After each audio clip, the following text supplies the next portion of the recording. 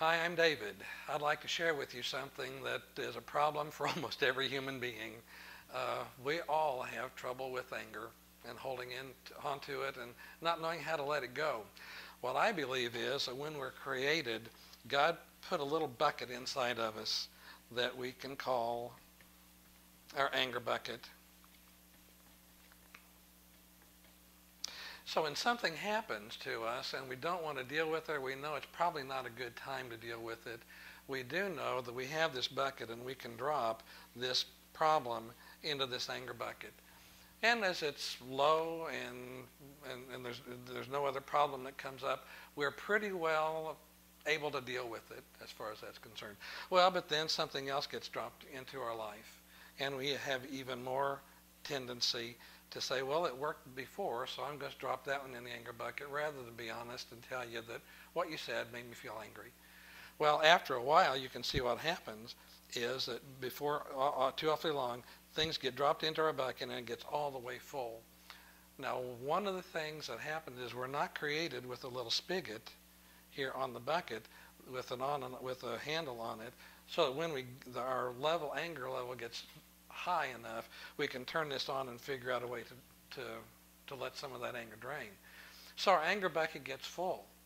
And then there are also, if I put a bunch of logs here and some flames here, there are some things, there are some protagonists that will heat everything up for us.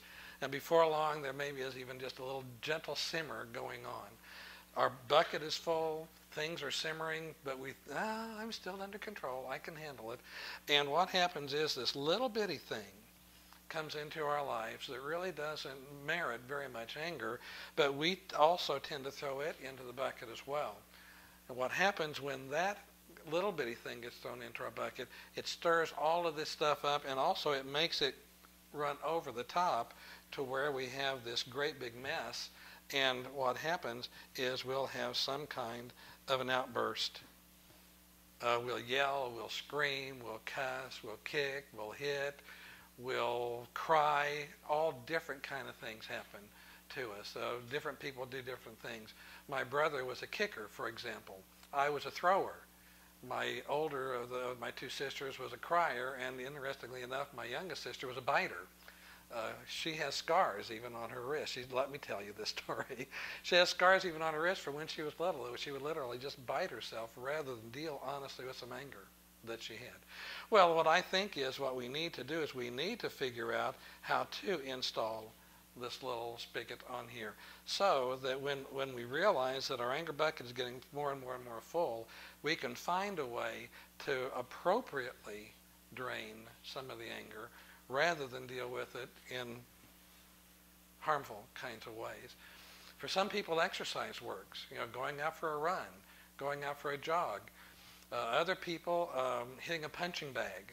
I wish I had sold stock or bought stock in a company, in a heavy bag company, because through the years I've probably been responsible for hundreds of people buying good gloves and punching bags. And one of the things I think is important to remember is if it brings your anger level down, then hitting a punching bag or crying or journaling or going out in the woods and yelling is a good thing. If it incites you, if it becomes a protagonist and it incites you to more anger, then we're going to have to find something that's more healthy. But I hope that you'll be able to find some healthy ways to work with the anger.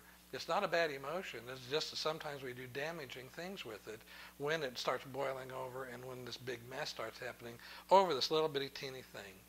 Can't tell you how many times that people have come into my office and they've said, we fight over the smallest things. Things that really don't matter in the larger scheme of things. And then the reason is their anger buckets are full. And this little bitty thing gets mixed in to the mix, and all of a sudden this becomes not only the only issue, but now we're arguing about other things. Also, you'll notice sometimes if you're arguing with somebody that not only will you be talking about this issue, but you'll find a way to mention this one as well. And then you find a way to mention this one as well. And you'll also find a way to mention this one as well. Well, that's not healthy. It's not productive.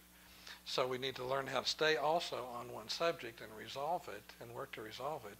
Do some good conflict resolution. but then also find a way to healthily work through our anger in such a way that it doesn't become this huge overflowing problem.